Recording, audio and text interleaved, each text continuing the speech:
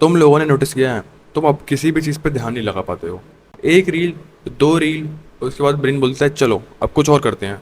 Let's do masturbation, let's smoke, let's drink, let's do something जिससे मुझे instant gratification मिले। कभी बुक पढ़ने की कोशिश करी है? 2 पेज के बाद ही मतलब 2 पेज भी मैंने ज़्यादा बोल दिया। तुम 1 पेज के बाद ही तुम्हारा मन करने लगता है चलो यार फ़ोन उठा के देख लेते हैं। चलो फ़ोन उठा के नहीं देखते हैं, फ़ोन खोल के नहीं देखते हैं, उसे एक बार अनलॉक करके देख लेते हैं कि किसी का नोटिफिकेशन तो नहीं आया है, किसी का टेक्स्ट तो नहीं आया है। ऐसा होता है ना, क्योंकि तुम्हारा फोकस गायब हो चुका है और attention span is fucking dead.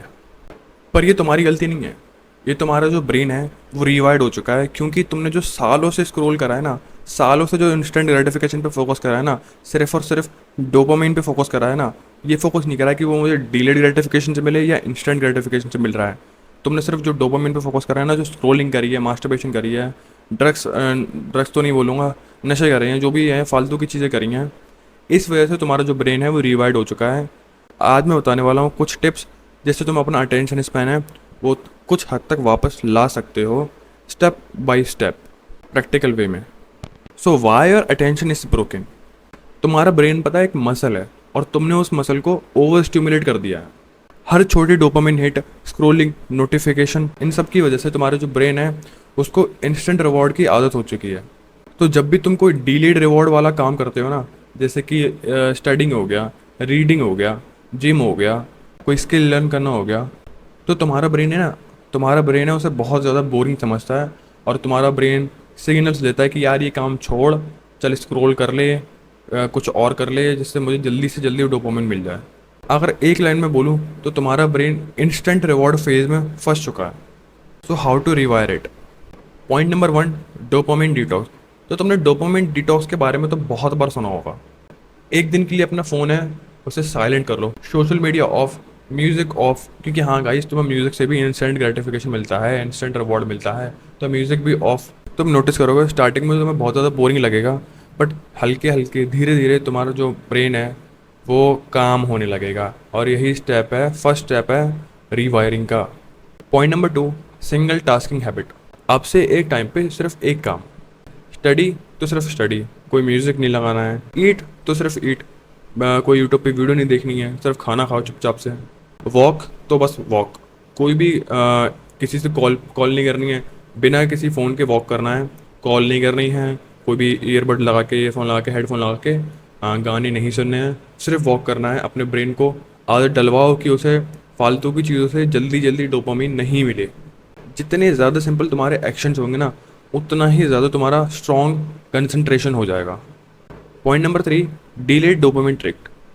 जब भी फ़ोन चेक करने का अर्ज आए, तुम्हारा मन करे कि यार फ़ोन उठा के देख लेता हूँ, किसी को नोटिफिकेशन तो नहीं आया, कोई टेक्स्ट तो नहीं पड़ा है, तो बोलो अपने ब्रेन को कि यार बस 10 सेकंड रुक जाता हूँ, उसके बाद फ़ोन चेक करूँगा।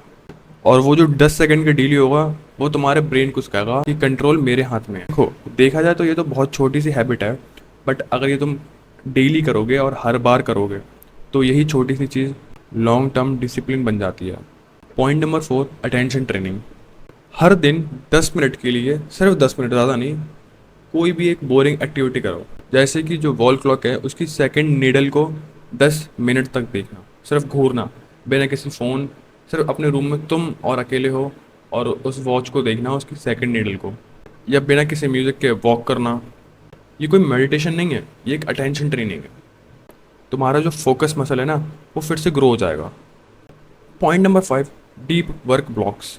डेली एक 30 मिनट का ब्लॉक रखो जिसमें तुम्हारा फ़ोन आधे घंटे के लिए एयरप्लेन मोड पे रहेगा। एक टाइमर लगाओ अपने फ़ोन में या अपने कोई वॉच में, अगर तुम पे ऐसी कोई वॉच है तो उस पर टाइमर लगाओ 30 मिनट के लिए, और कोई भी टास्क है उसे बिना रुके 30 मिनट के अंदर आपको ख़त्म करना है। जैसे कि वो एक चैप्टर हो सकता है, वो कोई भी बुक के 10 पेजेस रीड करना हो सकता है। वो 30 मिनट तुम्हारा कंट्रोल जोन होना चाहिए, उसमें तुम पूरे तरीके से कॉन्शियसली जो भी कर रहे हो वो कॉन्शियसली कर रहे हो। ऐसा नहीं है कि सबकॉन्शियसली तुम्हारा बस स्क्रॉल करे जा रहे हो, वो तुम कॉन्शियसली नहीं कर रहे होते, वो तुम्हारा ब्रेन करवा रहा होता है। तो उस 30 मिनट के ब्लॉक में तुम्हें कोई भी टास्क करना है, एयरप्लेन मोड अपना ऑन करके फ़ोन में, और बिना रोके करना है। और 1 हफ्ते बाद, 2 हफ्ते बाद, या 1 महीने बाद उसको 30 मिनट से 1 घंटे कर दो।